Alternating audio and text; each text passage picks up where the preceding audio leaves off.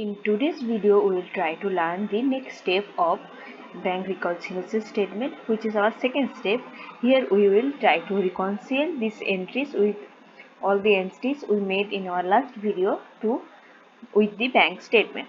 For this, you have to first check our first video, where we made those entries of bank statement, bank account, and now we will check these balances. For this, come here, gateway of tally, then go with display more reports, then go with account books, then ledger, select ledger, then bank, which is our SBI bank. So we'll select this and press F2 for selecting the date. The date will be 01/07/2024 to 31/08/2024. The date is completed. Now we will press enter. Now you can see our bank statement where we made entries. Here you can see our opening balance, closing balance, etc.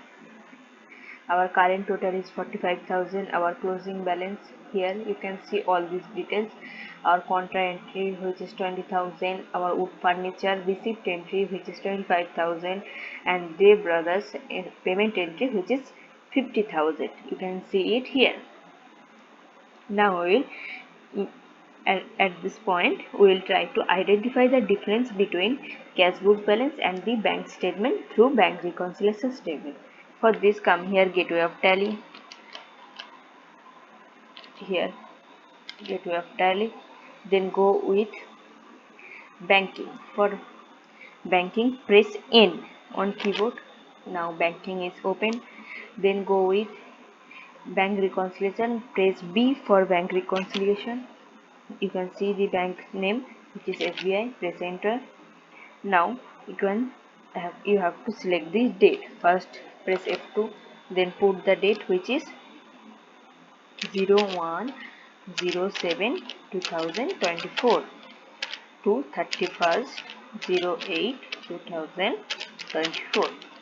Press enter. Now you can check all this here. Now press Ctrl B for basis of the value. Press Ctrl B.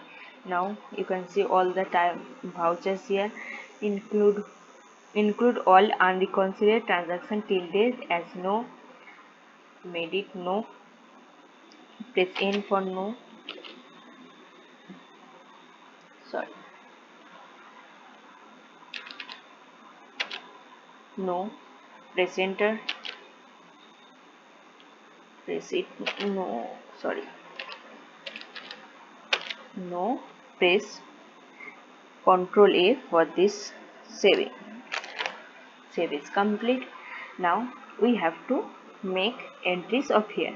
As we can see, the whole entry, whole reconciliation entries as saying here. As per our table 2, you can see this on our example.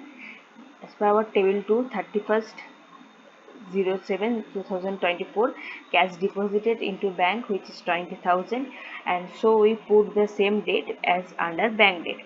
So we'll put this date, which is 31/07/2024. We'll put this date. Now we are coming here, wood furniture. You can check in our table 2 where wood furniture received 25,000, a check for receipt from wood furniture, but when we deposit for this check, it will dishonored. So we don't have to put any date because it is already dishonored. So we don't have to put any date. And then go with the next, which is Dev Brothers. Here we can see in our table 2 that the date of Dev Brothers when they encashed our check, the date is 31/08/2024. So we'll make that date because in this date Dev Brothers encashed our check. So we'll make this date and then press enter. Accept, yes. The entry is complete. Then come here, gateway of tally. Now if you see our table 2, you can see some entries we have to pass, which is bank charges, which is 50 rupees debit. We don't made that entry, so we'll have to make that entry. Another entry of check dishonored, which is 25,000. You can see is all this in our table 2 example. A check dishonored charges, which is 125 rupees, and interest credited, which is 1175 rupees. We have to make all these entries because we don't have any entries like that, so we have to make this. We will make these entries in our next video. Thank you for watching.